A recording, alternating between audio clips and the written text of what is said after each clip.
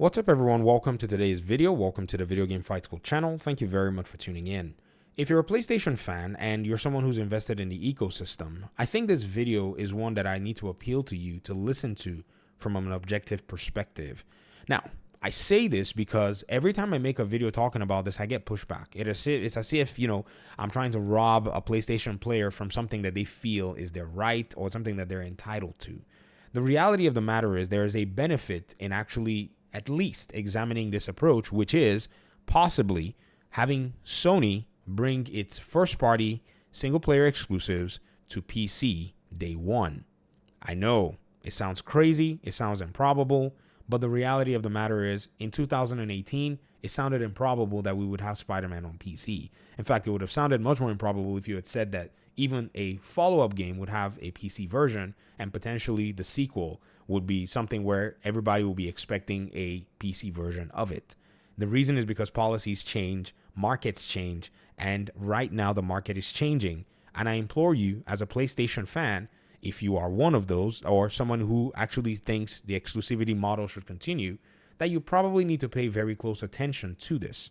First of all, let's show you the performance of the Marvel Spider-Man game that eventually made its way to PC on Steam. Look at the reviews on this thing. Avert thine eyes to the right side of the screen where we have the reviews, which even the last 30 days, that's people are still buying the game, by the way.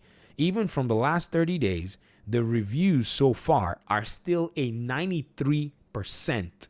Marvel Spider-Man 2018 is ranking over 96% positive reviews on PC. Do you hear what I mean? Starfield is not dreaming at anything more than 70%, yet Microsoft saw that they were going to be able to leverage a PC community and still provide their games on there. How much more the PlayStation first-party games that receive high production value, a lot of investment in them. And this is exactly where I think that as Sony is trying to position itself to be much more, or at least intensify its competition now that Microsoft has been able to acquire Activision, or at least the CMA has given a preliminary approval, I think this is actually the next frontier, and it makes a lot of sense.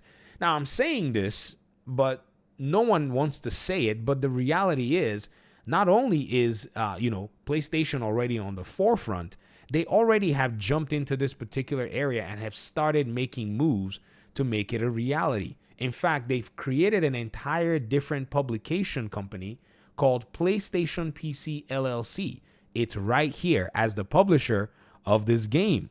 This is not just a PlayStation PC publication. They now have an entire publishing company which they're publishing most of their games under. And this particular publisher is basically going to be bringing PlayStation Studios games to places like Steam and Epic Games. So The Last of Us Part 1, that's made its way, the Returnal game, Spider-Man Remastered, Miles Morales, Sackboy, Uncharted, God of War 2018, Days Gone, Horizon Zero Dawn, and even now with the news that we got, Horizon Forbidden West, or at least the leak anyways. It's not news. I've not seen anything official, but the leak that we got, the Horizon Forbidden West is going to be next to be coming to PC. So it makes sense to me in my mind that they start to shorten the window, and not just shorten it to 1 year or say a year and a half. No, I mean, they need to bring it in and say, let us bring these things to the PC platform day one with everything else, because those sales are the one thing that all of this is missing. Because if you actually look at the reviews, they are low for the highest selling superhero video game in existence right now. The reviews on Steam are not really in my opinion anyways, and I'm talking about the number of people who have reviewed the game. By the way, the reviews themselves are impressive, but the number of people who have reviewed them are not impressive because the game came out years later and has not really, in a sense, provided a lot new. Yes, people bought PS4 consoles to play the game, or maybe they may have bought a PS5 console, but they would probably have paid more, or at least more people would have bought the game if they didn't have to overcome the console hurdle to be able to play the game. This is the argument that I'm making.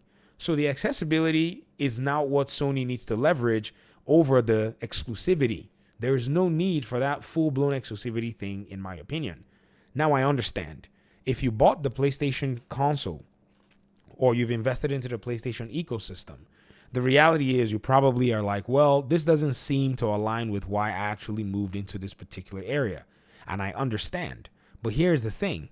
At the end of the day, we all want the same thing, which is we want for Sony or any publisher or developer to be able to make games that appeal to us. Single player experiences, or experiences that at least have a lot of production value and are, in a sense, things that we as gamers can definitely enjoy. Seeing that we have this goal, you have to understand that sales of games like Spider-Man or Spider-Man 2 or Miles Morales actually allow for the possibility of producing these games in the future. So if sales translate to success of the IP and possibly translates to follow-up or sequels or even iterating other IPs, then how Sony attains these sales should not necessarily matter to those who want to be, in a sense, purists about the games only existing on one platform. Does that make sense? The reason I say this is because the way Sony and the way Xbox have actually positioned their games, they are not necessarily beneficial to be exclusive in my mind. I think that Nintendo has positioned its games in a way that they can be exclusive. But a lot of these games that receive a lot of high value production and look very good require machines to run. And if they can run them on their consoles, it is almost expected that the PC platform should be able to run them. In fact, I would argue that yes, even though Starfield would have made for a big exclusive, say for the Xbox platform, it would have sold way more copies if it was on a PlayStation console and it was on Xbox Game Pass and Xbox and PC. I think those numbers that we're seeing, even though it was like 10 million people who had played the game in a month, I think those numbers would have been way more. So even I will make the same argument that Microsoft probably needs to start looking at putting its games on the PlayStation platform because of how many PlayStation players who are, people who like Bethesda games and possibly would love to experience some other first party PlayStation, Xbox titles anyways, could pretty much access the game without any big hurdles. But I'm making this case because now Microsoft is no longer, or Xbox anyways, is no longer in that position where people can just overlook what it is that they are in terms of, say, a publisher and in terms of their, development studios. They've recently acquired an entire publisher that was actually very profitable, almost as profitable as PlayStation themselves or even them. And seeing that profitability margin that they're adding to their assets, it makes sense to me that PlayStation not hold back on these exclusives, rather bring them to the PC platform on the very first day that they possibly can. This is where I think the opportunity is. I don't think that, Sony needs to do too much differently. I don't think they really need to bother making too many live service games because it seems to me that their audiences don't even really like the potential of hearing the words that there will be live service games associated with Sony, who has, in a sense, cut its teeth on, bringing different experiences to all kinds of players.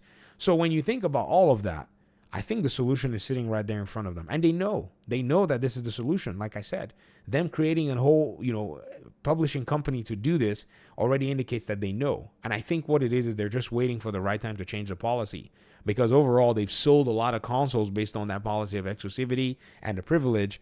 But now the market is changing. We saw the charts the other day, even though those charts, there's a lot of argument about it. It's just interesting that the highest console manufacturer, seller among the two, which is Microsoft and Xbox. I'm not talking about all the three because Nintendo Switch pretty much, eats the market alive. But it's amazing that both of them don't seem to have too much profitability difference, even though one has outsold the other in terms of hardware by 2-1. That's crazy.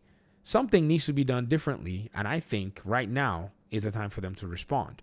I think Marvel Spider-Man 2 should be the last major, first-person game or first-party game anyways that should be exclusive to the PlayStation console. But people may disagree. But at the end of the day, if you want these games to sell well and translate to more games being made, more investment into these titles, then I think you might see reason with this. But if you don't see reason with it, I can understand. People like to feel like they're in an exclusive club. But the PlayStation 5 is not a Bentley. It's not a Lamborghini. I think people who own things like that are in an exclusive club. A $500 console doesn't really cut it, if you get what I mean. So let me hear your thoughts in the comment section. Thanks so much for watching. Peace out.